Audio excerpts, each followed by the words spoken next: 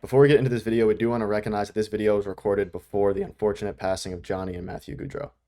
Yeah, so we just want to send our condolences to the friends and family of Jani and Matthew Gaudreaus, and of course, fans across the league who got an opportunity to watch Jani play, that being in Calgary and Columbus. And again, we just want to send our condolences to the friends and family.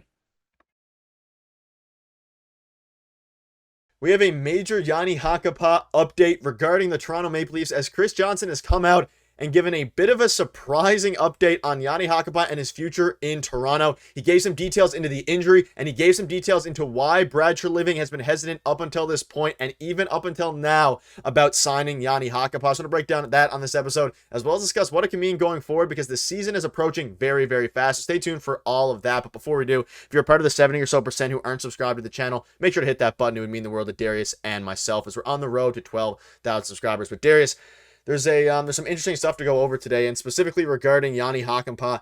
And it's been a bit quiet on that front because the Nick Robertson stuff. Every single time there's just so much crazy news going on. We have the Nick Robertson stuff. Obviously, the season is really starting to ramp up, and we're approaching the start of the regular season at least. And the Leafs, I feel like, have tons of questions, and one of the biggest questions is surrounding Yanni Hakanpaa. He is still not a member of the Toronto Maple Leafs, and he may never be. And this is a bit of a scary update, Darius. You can see here earlier in the summer, we know that they obviously signed Yanni Hakanpaa to a 2-year deal worth $3 million, a $1.5 million AAV. We saw that Hakanpaa attended a charity golf tournament in Finland wearing a Stars jersey, which gave some doubt into what his future in Toronto may look like.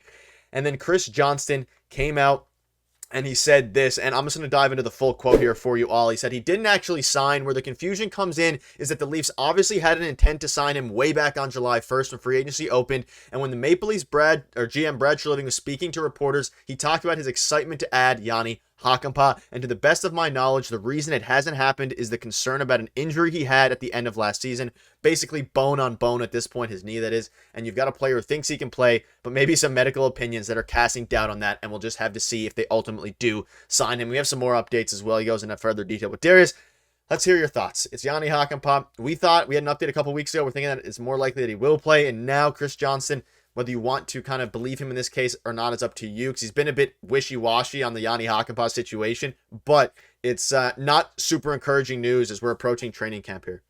Yeah, and there's another interesting CJ quote as well that came out just a couple days ago, or maybe it was yesterday, that I thought was interesting too, about, the longer that this goes on, the less likely that Yanni Hakanpaa will sign. And I don't know if I agree with that. And honestly, when it comes to the Leafs, I think, if something comes from Friedman or CJ, I tend to believe it. Usually when they say something, something happens very shortly after, whether it's exactly what they said or not. Sometimes that's not the case, but usually something happens. So CJ, he's more well connected, and I would assume that he kind of has an idea of what's going on. But the longer that this goes on, the more likely I think it is that they will sign him, because if they saw something early on in his medical history, or if they had him do a physical or anything like that, that really threw them off, then they would have, let this go a long time ago. That's just personally my thoughts on the whole situation. The longer that this goes on and that this is still in motion, because Brad Treliving just 2 weeks ago said that they're still working on it, right? The longer that this goes on, the more likely I think it is that he signs with the Leafs. And I think that could be another issue we can talk about, whether, now they're signing a defenseman who can't even play half a season, or we don't know exactly what his, availability or mobility will look like. But obviously he knows he can play. He said he wants to play, right? And he feels like he can play. But if it becomes an issue, then it's a disaster. So they're doing their due diligence. But again, personally, the way I see it, the longer it goes on, the more likely I think it is that he's a Leaf, because they would have cut this off well before this point at, right before training camp, if they saw something wrong with him, or that they couldn't continue with this kind of situation. Yeah, there's a couple different ways to look at it. You mentioned the Brad Treliving thing. It's a good point. He was asked about it a week or two ago, probably 2 weeks ago now at this point. Time's going by very fast. And he basically said that he is still in the process. He basically, without saying it, said that they're looking to still sign him, and that's their current goal. But at the same time, you mentioned the quote here from Chris Johnson. Sorry, the fact that it's gone this long probably isn't a good sign. The longer it goes without a contract, the less likely it seems that he's going to get one. He can't say with 100% certainty that it won't happen, but the signs aren't very encouraging. The situation appears to be one where the Leafs or the doctors are concerned that the risk is too great given the condition of his knee. And now we're just weeks away from training camp, so they need to figure this out. They need to figure the Nick Robertson thing out. And at this point, if they don't figure all this stuff out soon, they're going to be going into training camp with Nick Robertson without a contract, with Yanni Hakanpaa not being signed. And I mean, there's still the Mitch Marner stuff is still in the air, but very interesting. I tend to agree with you, but at the same time, you could also make the case that Chris Johnston is making here. Obviously, it's been 2 months now that he's been pending a signing. That also being said, there's been no rumblings of any other teams looking to sign this guy, and if he was healthy, you'd assume that other teams would be interested in it. So I would say they're just going through the due diligence, very more than due diligence at this point. They're going and doing tons of research and research, just checking him out, making sure that his body's good. And I think ultimately he will end up a Toronto Maple Leaf, and he's definitely not returning to the Stars. We know that his number was taken there, so that's obviously not an option. His number was taken, but it's very intriguing what's happening in this situation. It keeps getting weirder. I think the situation just keeps getting weirder and weirder, and that's not just for Yanni Hakanpaa, that's even for the Nick Robertson situation. And I'm hoping that Brad Treliving has some light at the end of the tunnel for us fans here about some certainty going into the season, because the last thing I want as a fan is to have a bunch of uncertainty while training camp is going on. I want to have the team more or less set in stone, maybe aside from PTO. And this is what I keep talking about, how all these things are going to be a distraction on day one. All the players are going to show up. They're going to do their media availabilities. And every single one of them is going to be asked about these two guys or what's going on with Mitch Marner's contract, Mitch Marner specifically, right? And the GM and the coach and everyone is going to be asked about these players, right? And you want to avoid these distractions as best as possible. So to me, it looks like it's more likely that he's going to sign, right? Still at this point, because like I keep saying, like if they saw something that really threw them off, they would have cut this off by now, for sure. That's just my logical thinking, I guess. That, why would you let this go on this long if you saw something that, he couldn't play? So I feel like they're really trying to get down to it and get into the science and specifics of, okay, can he play 50 games this year? Or what does it look like? Like, how much do we have to give, work with him, load management, all that they did with Kawhi, with the Raptors, right? Stuff like that. Although I don't know why you would do that for a player making 1.5 million, who's, going to be your seventh defenseman at the same time. That's a little odd, but I think he brings great value for what he does. That's the other thing. We'll get into what the lineup looks like too.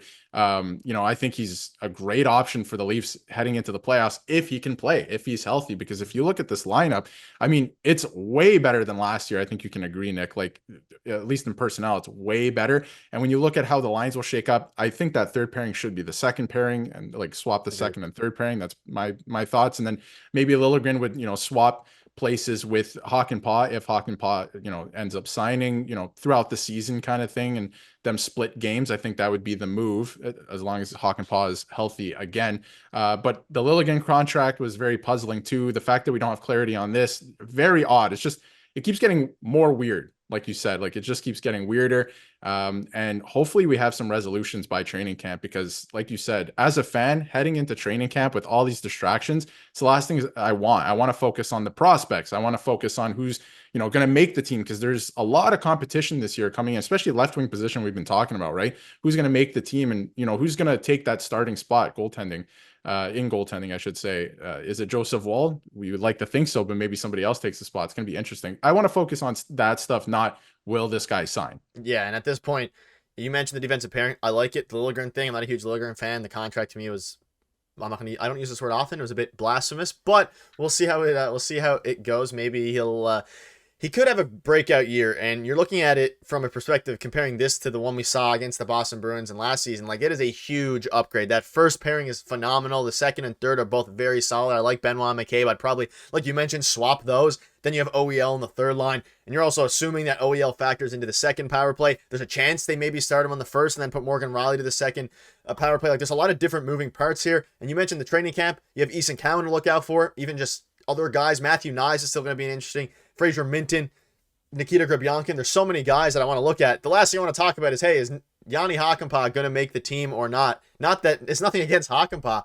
I just think that, we're talking about him as if, he is a very important player if he gets on this team. We were super excited. We had a stream and we called him probably the most underrated signing of the offseason for Brad Treliving, or the best bargain, whatever it ended up being. And I would love to see how he factors in, especially because it's almost insurance in case Timothy Liljegren doesn't take the step that they're wanting, or maybe Benoit takes a step back, which is also very possible, even though we're on the Benoit train and we don't want to hop off it. But we're going to stay on the Benoit train as well the whole year. Any final thoughts on this before we wrap it up?